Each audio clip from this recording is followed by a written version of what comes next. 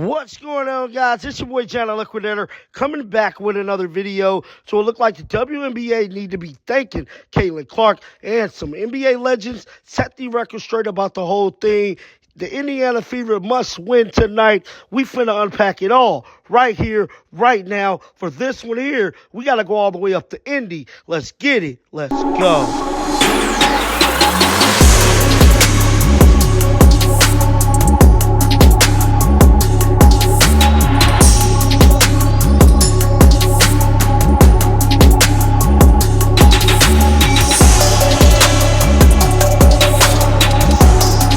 Caitlin Clark and the Indiana Fever is set to take on the Las Vegas Aces today. Now, before we get into this video, I want to give a big happy birthday out to Indiana Fever star Lexi Hall.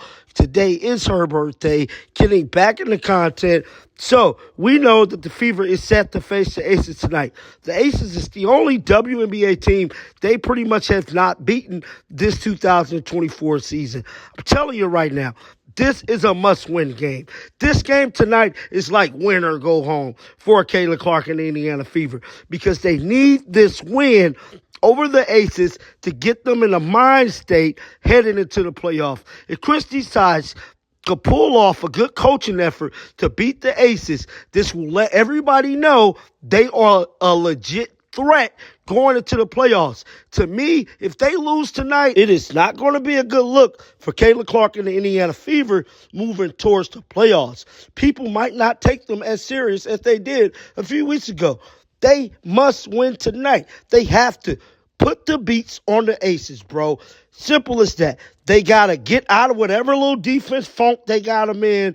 They can't get shots up. They playing like they scared of the Aces. They cannot play like that in order to beat them. Hell, if Angel Reese and the Sky beat them, I know damn well Indiana can.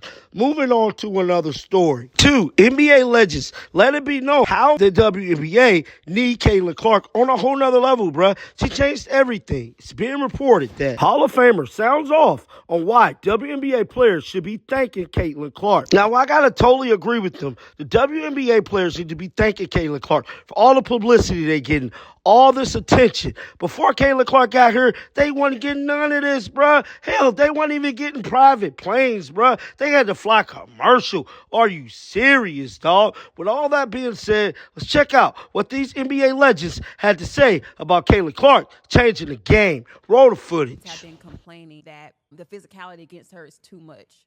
What are your thoughts on that? I think it's reprehensible what they're allowing some of these players. Anybody that does something flagrant to this young lady for what she's brought to the game should be suspended and fined big time for doing that. Man, think about it, y'all. I mean, we're dealing with imperfect people. I mean, and, when you look at it, they don't know the value that she's bringing for all of them. She bringing, they flying private planes now. They weren't flying private before she came. They on major networks now. They weren't doing that. See, she remind me of Tiger Woods for golf. Yes. He changed the paycheck. So why ain't somebody, unions, making this an issue for these girls to say, like, man, we need another Caitlin Clark if we're going to be able to get all these benefits, because they didn't have it before she got into the league. They start packing in and getting those kinds of things, getting the TV deals. Then the money is there to raise the entire salary because they get sharing in the revenue. I mean, come on, what she's doing, she's helping every one of you. Everybody. As good as the Aces is, they still couldn't bring what she's bringing to the game.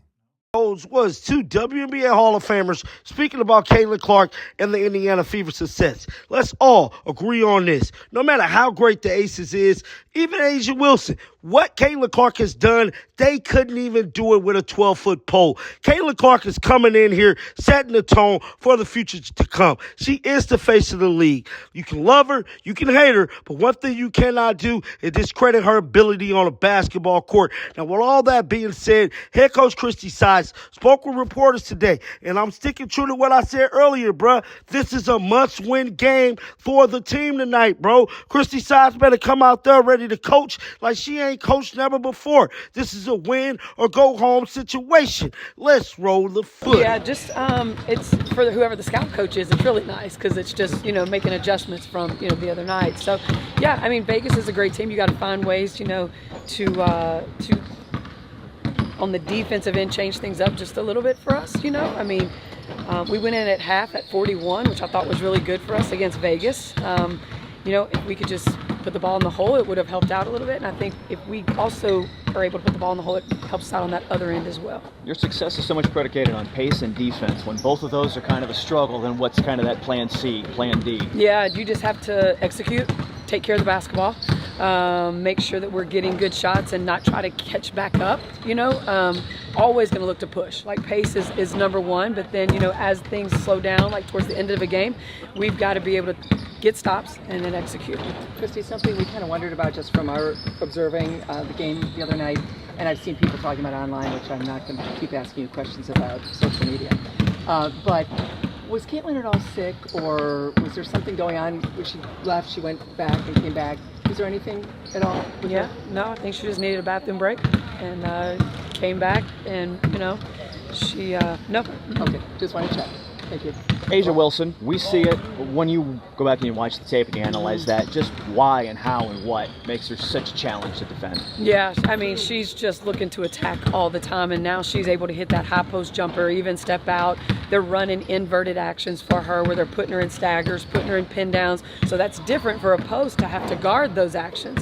So they're, she's so talented, and she just makes it really hard in whatever actions they put her in for us to guard. Hopefully we'll be able to slow her down a little bit, but we can't let those players that that come off the bench have the success that they had like they did the other night. Is there any benefit at all to having had a game like the other night and then having a chance to come right back at them again on your home court? Oh yeah, for sure. I mean, we're trying to make this as playoff feel as possible because we've got to get a win. Like when we get into those playoffs, none of these guys have ever experienced that before.